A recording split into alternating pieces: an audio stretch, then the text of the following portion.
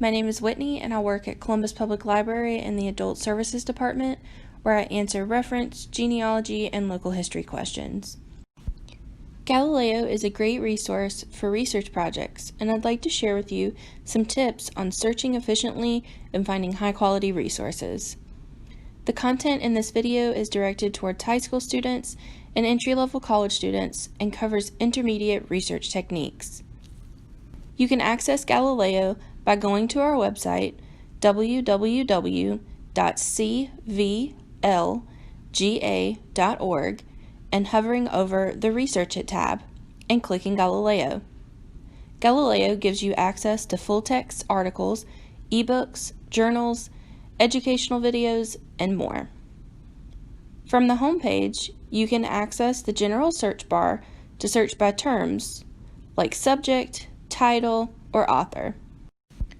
You can browse databases by subject, which is useful if you know the topic of your paper and want to narrow the results to resources that are inside of a certain database that relate to your topic. You can also search for databases by type.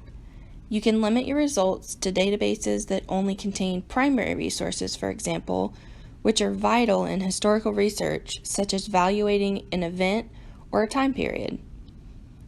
You can also search for databases by subject, type, or name in a search bar, or view lists of all the databases and journals available through Galileo. Our main focus in this video is learning some intermediate research techniques. To start, let's take advantage of Galileo's Advanced Search, located under the red search button. For now, let's take a look at how to utilize the search bars at the top.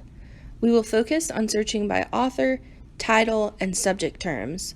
For the purpose of this video, we'll look at resources on civil rights leader and politician John Lewis.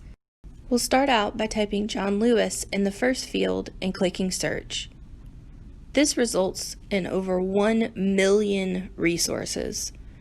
To narrow those down just a little bit, we'll add civil rights in the next field, which cuts the results down to over just 200,000. You can refine these results even further by utilizing the left-hand side of this page. There's a lot here, so take some time to explore, but the main limiters I'd like to focus on are publication date, scholarly peer-reviewed, and type. Limiting by publication date is useful when you are looking for items during a particular time period. For instance, if you wanted to find information written on John Lewis during the years of the Civil Rights Movement, you could narrow the dates to resources written between 1940 and 1970. If you want to find information on his service in the United States House of Representatives, you could use 1987 to 2020. Limiting by type becomes useful when you want to vary your types of resources, which I highly recommend in a research project. One of the great parts about Galileo is the variety of resources available, from ebooks and academic journals to news articles and magazines. For the final limiter, let's look at scholarly peer-reviewed. Under the search fields in blue is a link entitled Advanced Search. When you click this, it gives you even more search options, but scroll down to find scholarly peer-reviewed journals and click that box. Peer-reviewed articles are written by experts and reviewed by other experts for quality, scientific validity, and the ability to reach reasonable conclusions, which you definitely want in a resource. Now let's head back to the results page. On the right-hand side of the screen, you can see related images and videos. If you click them, you can see a bigger picture along with information that can assist you with your citations.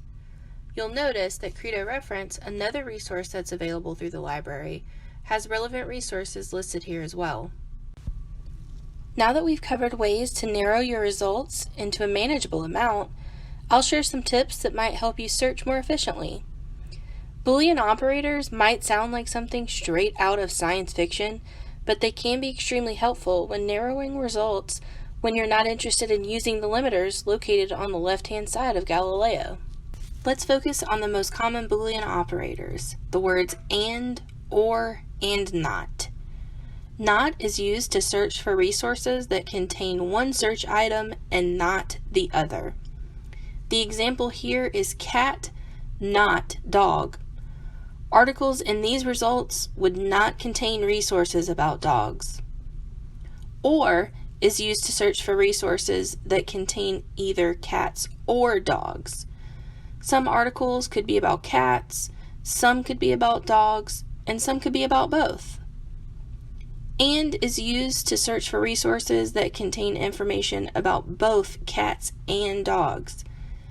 Every resource in the results should contain information about cats and dogs. In Galileo, the default when you search for multiple terms is and.